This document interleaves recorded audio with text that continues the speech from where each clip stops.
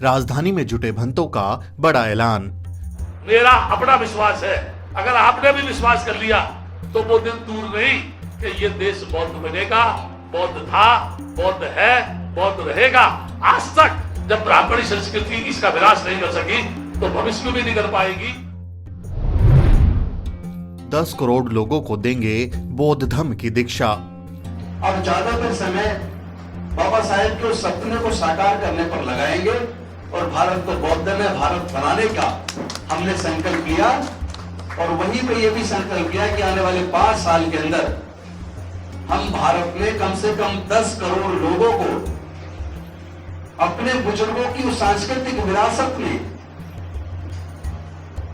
उस बुद्धिज्म में वापस लाने का काम करेंगे जो कि हमारे पूर्वज बौद्ध थे। फिर से बुद्ध में होगा पूरा भारत। हम कोई धर्म परिवर्तन नहीं कर रहे हैं, हम तो घर वापसी कर रहे हैं।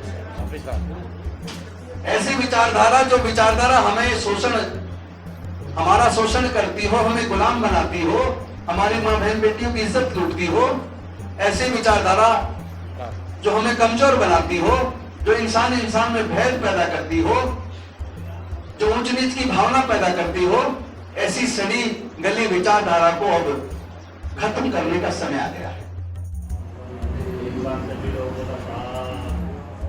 धम्म चर्चा की ये तस्वीरें राजधानी दिल्ली के राजनिवास मार्ग की हैं। बौद्ध धम्म के प्रचार प्रसार और बहुजन समाज को धम्म की ओर ले जाने के मकसद से आयोजित इस कार्यक्रम में बड़ा ऐलान किया गया। सैकड़ों भंतों के साथ साथ बड़ी संख्या में आम लोगों ने भी बुद्ध के महत्व को जाना। दिल्ली के सामाजिक कल्याण मंत्री राजेंद्र पाल गौतम के निवास स्थान पर मिशन जय भीम की ओर से धम्म चर्चा का आयोजन किया गया था। मिशन जय भीम एक बहुत बड़ा मकसद लेकर आगे बढ़ रहा है। मिशन जय भीम का प्लान है कि आने वाले दिनों में बहुजन समाज के 10 करोड़ लोगों को बौद्ध धम्म की दीक्षा दी जाए। बाबा साहब डॉक्टर अंबेडकर ने जिसे बौद्ध धम्म को अपनाया, उसी की ओर बहुजनों को ले जाने के लिए मिशन जय भीम ये खास मुहिम चला रहा है। कार्यक्रम में भंते राहुल करुणाशील ने भंतों को सख्त नसीहत भी दी और धम्म के रास्ते पर चलते रहने को कहा। परेड करना सिखाएंगे, क्या चीज सिखाना चाहते हैं? बुद्ध के काल में कौन सा ट्रेनिंग सेंटर था, कहां ट्रेनिंग मिलती थी उनको? बुद्ध के दर्शन का सीधा संबंध जो है भिक्षु के आचरण से है, उसकी कथनी और कथनी से है।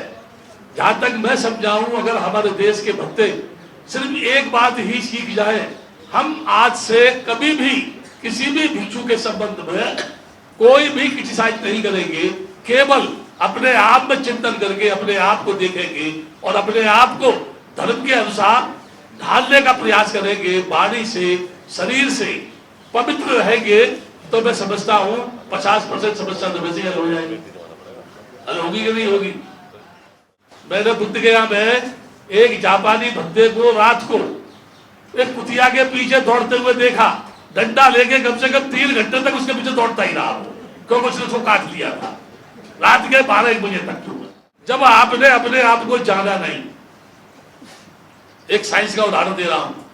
घड़ी मैकेनिक हो, इंजीनियर साहब है मेरे बगल में, घड़ी मैकेनिक हो या जो है मोबाइल मैकेनिक हो या ऑपरेशन करने वाला कोई डॉक्टर हो, अगर मान लीजिए घड़ी मैकेनिक घड़ी को बनाना जानता है तो कोई भी घड़ी उसके पास लाई जाए वो मैकेनिक उसको ठीक कर सकता है। ठीक इसी प्रकार से बुद्ध ने जब ये बोला अथ दीपो भव, क्यों बोला है? यानी इतनी बड़ी बात कह देने का अपना दीपक आप बन। बुद्ध ये कह रहे हैं किसी बात को सत्य इसलिए मान कि तू चिंतन कर, मनन कर, उस पर चल करके उसका प्रक्षीकरण कर। यदि वो सही है, बहुजन हिताय बहुजन सुखाय की है, तो उसके ऊपर चल तू जो है।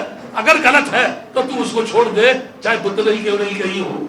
मैं समझता हूं इतना बड़ा चैलेंज दुनिया में किसी ने भी नहीं दिया जो बुद्ध ने कहा, दिया है कहीं जो है।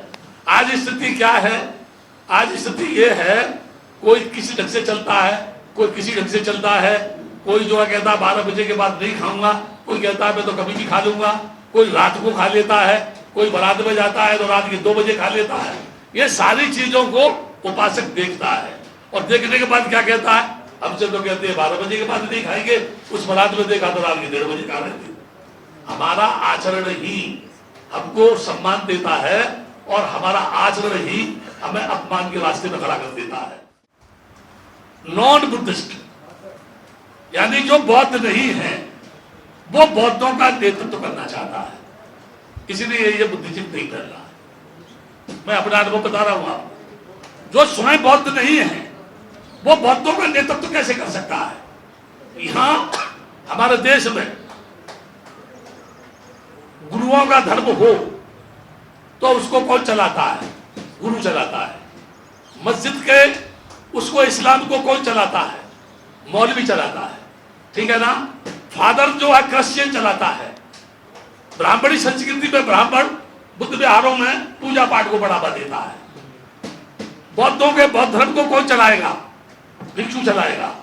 बगैर भिक्षु के भारत की धरती पर बौद्धिज्म कभी भी डेवलप नहीं होगा, चाहे कोई कितनी भी कोशिश करे। उसके लिए भिक्षु का होना बहुत जरूरी है। और उसका मतलब मैं ये कहूंगा, मैं किसी भी बंदे को ये नहीं कहता कि फलाना बंदे खराब है। मैं सिर्फ एक बात कहता हूं, यदि उपासक जागरूक हो, यदि उपासक धर्म को जानता है, यदि उपासक ने धर्म को पढ़ा है, तो कोई भी भिक्षु किसी भी बुद्ध विहार में गलती नहीं कर सकता है। वहीं दिल्ली सरकार के कैबिनेट मंत्री राजेंद्र पाल गौतम ने कहा कि अब वक्त आ गया है कि भेदभाव वाले धर्म को छोड़कर समता और न्याय की बात करने वाले बौद्ध धर्म की ओर चला जाए। 14 अक्टूबर 2020 को मैं नागपुर दीक्षा भूमि गया और दीक्षा भूमि को नमन करके जब मैं बाबा साहेब की प्रतिमा को निहार रहा था तो मुझे ऐसा लगा कि जैसे बाबा साहेब मुझे ये कह रहे हो कि ये जो हमने सपना देखा था, क्या ये सपना सपना रह जाएगा? क्या भारत में कोई नेतृत्व देने के लिए तैयार नहीं है? अगर बुद्धिज्म से अच्छा कोई दूसरा मार्ग है तो दूसरा अपना लो। और अगर आप कहते हो सर्वोत्तम मार्ग बुद्धिज्म है तो फिर बुद्धिज्म को पूरे देश में फैलाने के लिए आप लोग क्या कर रहे हो? वही मैंने संकल्प किया कि हम बाबा साहेब के बच्चे हैं, बाबा साहेब की संतान हैं। हम अपने जीवन का अब ज्यादातर समय बाबा साहेब के उस सपने को साकार करने पर लगाएंगे और भारत को बौद्ध में भारत बनाने का हमने संकल्प किया। और वहीं पे ये भी संकल्प किया कि आने वाले 5 साल के अंदर हम भारत में कम से कम 10 करोड़ लोगों को अपने बुजुर्गों की उस सांस्कृतिक विरासत में, उस बुद्धिज्म में वापस लाने का काम करेंगे जो कि हमारे पूर्वज बौद्ध थे। हम कोई धर्म परिवर्तन नहीं कर रहे हैं, हम तो घर वापसी कर रहे हैं। ऐसी विचारधारा जो विचारधारा हमें हमारा शोषण करती हो, हमें गुलाम बनाती हो, हमारी मां बहन बेटियों की इज्जत लूटती हो, ऐसी विचारधारा जो हमें कमजोर बनाती हो, जो इंसान में भेद पैदा करती हो, जो ऊंच नीच की भावना पैदा करती हो, ऐसी सड़ी गली विचारधारा को अब खत्म करने का समय आ गया है। जातियां कुदरत ने नहीं बनाई, जातियां चालाक इंसान ने बनाई अपने फायदे के लिए। क्योंकि पूरे दुनिया में जातियां नहीं है, भारत और भारत के सब कॉन्टिनेंट में जातियां हैं। जहां भारत से जाकर लोग बस गए उन्होंने जातियां पैदा कर दी, वरना पूरी दुनिया में जातियां नहीं है। तो अब समय आ गया है, उन्होंने अपने फायदे के लिए जातियां बनाई और हम बट गए। आज जब हमें पता चल गया हम सबके पूर्वज एक थे, हमारा खून एक है, तो अब जातियों को खत्म करने का समय आ गया है। आने वाले दिनों में मिशन जय भीम की ओर से देश भर में इस तरह के आयोजन किए जाएंगे और आडंबरों में फंसे बहुजन समाज को बुद्ध की ओर ले जाने की कोशिश होगी। जो समाज तोड़ना चाहते हैं, जातियों में, वर्गों में, उनको महात्मा बुद्ध का जो संदेश है कैसे अच्छा लगेगा। तो ये मिशन जय भीम जिंदाबाद लिखा हुआ है, जाति तोड़ो समाज जोड़ो। तो लास्ट का एक शब्द है गुरु ग्रंथ साहब में दर्ज है कि बेगमपुरा शहर को लाओ, दुख अदो नहीं तो खाओ, ना तस्वीर खराज ना माल, खौफ ना खतन तस जवाल। मैं ऐसे बेगमपुरे की एक बनाना चाहता हूँ देश जहाँ कोई गम ना हो, जब दुख ना हो, तकलीफ ना हो, लोभ ना हो, लाज ना हो, खराज और टैक्स, कोई टैक्स ना लगे वहां। किसी को कोई मारे ना। और अब मैं खूब बदल को आई वहां खैर सदा मेरे पाई। मुझे पता चल गया उस खैर बदल का उसे सदा ही खैर रहती है। कैम दैम सदा पातशाही, दोगुना सौ में 180। वहां पर जो बेगमपुरा का शहर है, जो बेगमपुरा का एक सिस्टम है, उसमें जो बादशाही रहती है, जो कैम दैम रहती है, एक ही साथ रहता है, कोई 200 ऊंच नीच नहीं वहां पर। दिल्ली से अजरा परवीन के साथ सुमित चौहान की रिपोर्ट।